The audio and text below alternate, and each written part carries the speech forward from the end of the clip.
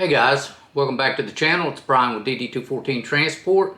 Please like, subscribe, hit the little bell for notifications, and share these videos to some other brothers and sisters that might want to look into hotshot trucking. Today I'm reaching out, basically giving you a 6-month update. 6 months from the time I started this adventure to now. I want to go through the numbers with you. First off, we're going to go through the last run I did. And what I want you to understand is not every run is going to be peaches and cream. And I've got a great comparison between the two CDL runs that I'm going to talk about. So, jumping into the numbers, on the last run, my gross was $15,495. Okay. Now, I spent 18 days on the road, 15 days of it I worked. That is exactly what I did the run before. Exactly. But on this run, I'm $6,905 less in gross income. Why? Well, you know, there's a lot of reasons throughout the year that you can contribute to slow freight.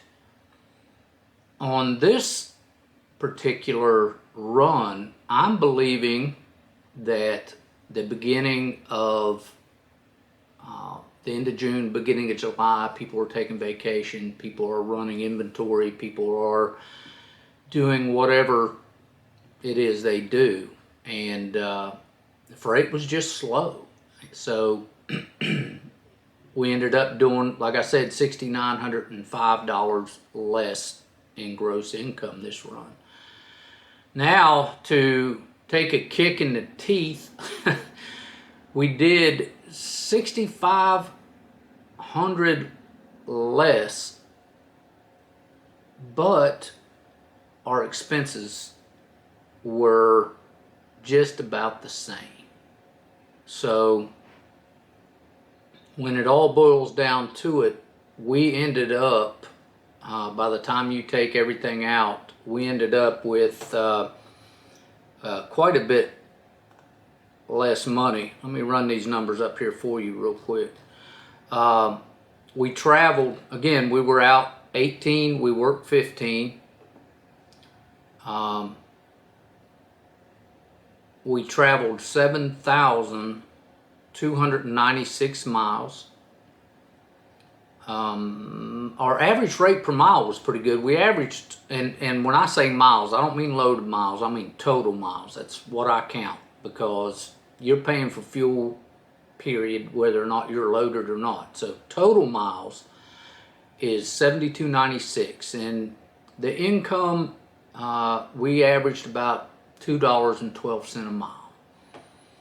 So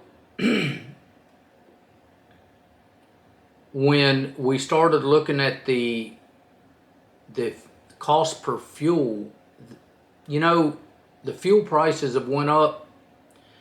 Our average cost per gallon on this run was $3.21. Now, I attribute that to running that Rust Belt around. I did a lot from like Minnesota to Maine. I went that way. So our cost per fuel is significantly higher. Miles per gallon, well, I worked with my Bessie. That's what I call my truck, was Bessie.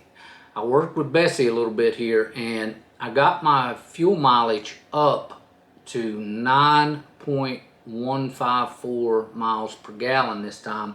But to do that, I had to slow down. She was not liking running loaded at, you know, over 70 mile an hour. She just won't do it. She'll suck gas like you can't believe. So things to remember here too is that I really didn't know this, I'll be honest with you, but the cost of hotels went up because they go to a summer rate. I did not know this.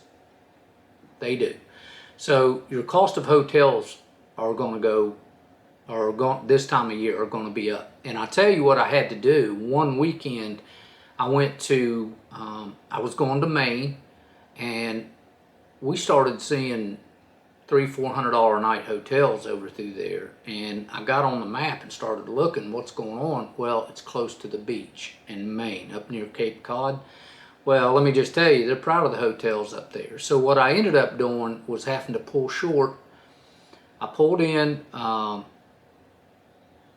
think about 200 miles from the beach, from the coast, and stopped. And the rates were down to about $140 a night. I stayed one night there, which was a Friday night, or I don't know, Friday or Saturday night. One of those 2 nights was very expensive. And I literally got in the truck, crossed the street, and paid $89 a night. So for the Sunday. And then I got up on early Monday morning and rolled in and rolled out of Maine. I didn't stay anywhere near that place because of the expense. So now that's a little story on that. I digress. So anyway, all right, something else. Running that around the lake, that is all one toll road. And I did $570 in just tolls. So that was a pretty healthy expense. So yeah, I had as far as repairs go, I stopped and got a couple scale tickets and $90. I saw some straps that were a good price, and I grabbed a couple straps. So when we boil this all down for this last CDL trip, our last CDL trip was $15,495. Our total expenses were $6,913.06. So that leaves us a taxable income of $85,81.94. Okay, we break that out. Take your 20% out in taxes, which is $1,716.39, and you take your repair reserve for $729.60, and that leaves you $6,135.95 that you can put on your pocket. You pay your rent, your whatever you got to pay out of that. So that was the last run. Now we jump forward, and we've got some announcements to make, a few announcements. We jump forward. Coffee. Good morning. Have some coffee. We jump forward here, and we're going to go to the 6 months. We've got some pretty cool stuff. Okay, we got 6 months. We have, within those 6 months, on this last run, I picked up and put down my 100th load in 6 months. Now, in 6 months, our gross income was $101,475. So, yeah. To run your numbers for this, we're going to do this. I was out 125 days. 125. I was away from home. I worked 93 days. So I basically worked half the time I was out. Oh no, that's not true. I worked half the time of 6 months. I worked 3 months out of 6. So that's what I'm trying to say. Sorry. Race up, back up. All right, so I was out 125 days. I worked 93 in 6 months. Now, by the way, don't get caught up with that and say that's all you're ever going to work, because when you get home, you work too, believe me. So, all right. We grossed $101,475. We had $39,000 $280.92 in expenses to make that 100,000. Okay, that's not. Does that count everything? Yes, that counts everything to make that. Okay, so the pre-tax net, this is before you take your taxes and reserves out, it was $62,194.08. $62,194.08.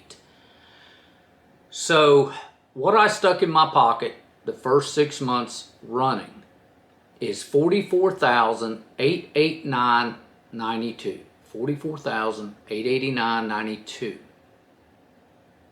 Now, this puts us on track to do about $202,000 if we stay where we're at the way we're running for the year, which means I would bring home $88,000, $89,000, something like that. So that's pretty good money, guys. You're not rich. Don't ever think you're rich, because it can be taken away like that. You're not rich, and if you're not working, you're not getting paid. So remember those things. We have some more videos coming up. I'm going to go into exactly everything I did to make that money. Okay, on the next video, we have the trailer information again. We have more trailers information coming up, and you know, hey, we're gonna do it. Well, you're there with me, and always remember, nothing you're ever gonna put on this trailer, nothing you're ever gonna pick up, deliver, is worth your life or anybody else's life. It's just freight. So be safe out there. Get back to your most important stop, which is your house. And, you know, like, subscribe, share it. Thanks to all you first responders. We love you. All you vets, whether you're retired, active duty, we love you. We thank you for everything you've done for this country. Like and subscribe. Listen, if you guys are trying to get into this thing and you need some help, remember that Mary's out there and she can help you. I'm putting links below to all the products that we use and recommend. If I'm not using them, I won't recommend them. You can guarantee that. You can guarantee it. So if you need anything, reach out. I'm always around. If I'm not behind the wheel, I'm behind the computer desk. All right, guys. Thanks. See you next time. It's Bryan with DD214.